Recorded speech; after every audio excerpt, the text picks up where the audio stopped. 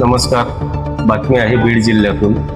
सहाय्यक संचालक इतर मागास बहुजन कल्याण कार्यालय बीड यांना विविध सामाजिक संघटना तसेच शिक्षक शिक्षकेतर कर्मचारी संघटनांच्या वतीने संस्था चालकांच्या मनमानी कारभाराच्या विरोधात आंदोलन निदर्शने करून निवेदन देण्यात आले. श्री सद्गुरू बंजारा सेवा संघ संचलित आश्रमशाळा अंतरुण पिंपरी तांडा तालुका जिल्हा बीड येथे 2004 पासून कार्यरत होतो. परंतु मला काही संस्थेच्या त्रासामुळे काय त्रास द्यायचे? काही बी कामं सांगायची, मला प्रयोगशाळाच माहीत नाही आतापर्यंत. मग त्याला कंटाळून मी काय केलं, शेवटी सोयीच्या घेऊन टाकली. तुमच्या कोणत्या पदावर तुम्ही मी काय प्रयोगशाळा परिचर पदावर होतो आणि काय काम करायला पाहिजे? मला हॉस्टेलचे सगळेच कामं करायला लावायचे.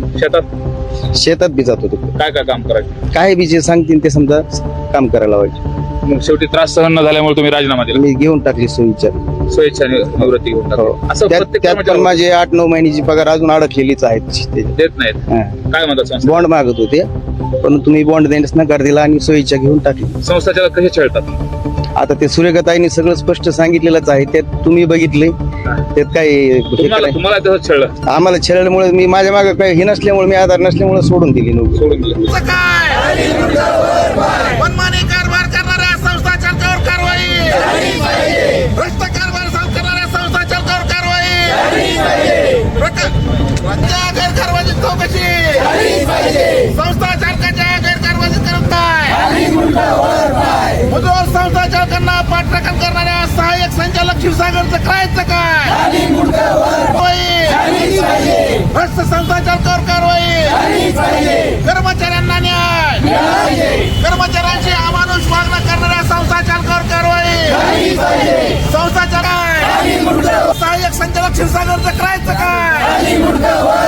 भ्रष्ट कारभार करणाऱ्या आश्रमशाळेची संस्था चालकावर कारवाई. JNT अंतर्गत ज्या आश्रमशाळा आहेत त्याच्यामध्ये संस्था चालकांनी स्वतःचा मनमानी कारभार चालवलेला आहे. संस्था चालक, अध्यक्ष, मुलगा, मुख्याध्यापक म्हणजे शिक्षक, सून, नातेवाईक अशा प्रकारे एकदम प्रायव्हेट लिमिटेड त्यांची कंपनी आहे. आणि इतर जे कर्मचारी आहेत त्यांच्यावर यांनी शारीरिक, आर्थिक आणि मानसिक छळ लावलेला आहे.